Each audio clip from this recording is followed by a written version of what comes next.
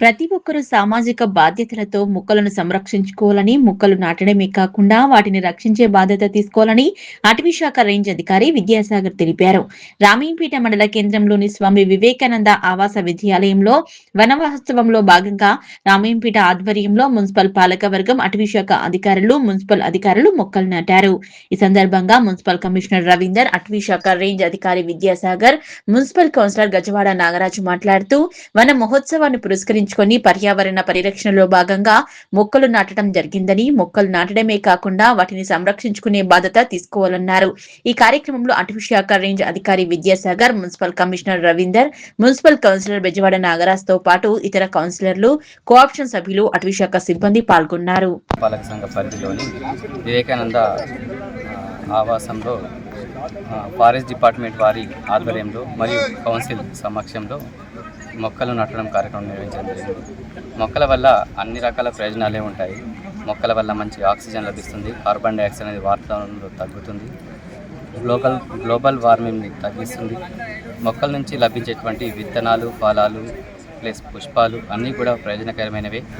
వాతావరణాన్ని సమతుల్యంగా ఉంచడంలో మొక్కల యొక్క పాత్ర ఎంతో ఉంటుంది. మనకు సరైన సమయానికి వర్షాలు పడడం కానీ, పంటలు పండడం కానీ అంతా మొక్కల యొక్క సంఖ్యపైన ఆధారపడి ఉంటుంది. పట్టణ ప్రజలందరూ కూడా మొక్కల యొక్క ప్రత్యేకతను దృష్టిలో ఉంచుకొని వారందరూ కూడా తమ గృహంలో అయితే పూల కుండీలో లేకపోతే ఖాళీ స్థలం ఉంటే అక్కడ కానీ మొక్కలు నాటుకొని పర్యావరణం పరిరక్షించడానికి ప్రతి ఒక్కరు తోడ్పడాల్సిందిగా కోరుచున్నాము.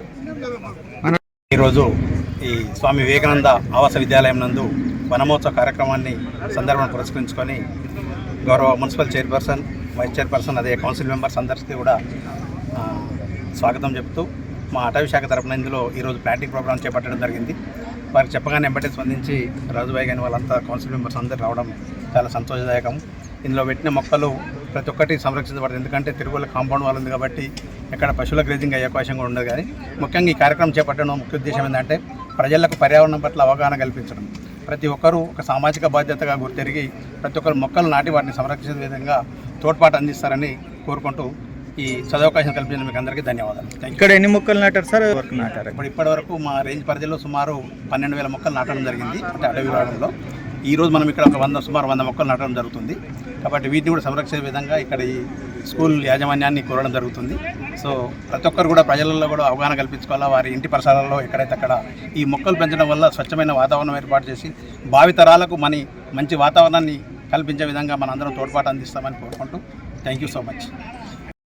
రామాయంపేట మున్సిపాలిటీలో రాష్ట్ర ప్రభుత్వం ఏదైతే ప్రతిష్టాత్మకంగా ప్రవేశపెడుతున్న వనమహోత్సవానికి మన రామంపేట ఫారెస్ట్ డిపార్ట్మెంటు ఎఫ్ఆర్ఓ గారు, విద్యాసాగర్ మరియు వారి సిబ్బంది రామంపేట పట్టణంలోని ఈ యొక్క ఆవాసంలో నిర్వహించడం జరిగింది.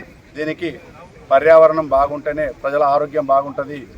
మొక్కనే నేటి తరానికి మన ఆయువు ఆక్సిజన్ అందించాలంటే మనం ఖచ్చితంగా ప్రతి పౌరుడు మొక్క నాటించే బాధ్యత ఉందని చెప్పి అవగాహన సదస్సు గొప్పగా ఏర్పాటు చేయడం జరిగింది.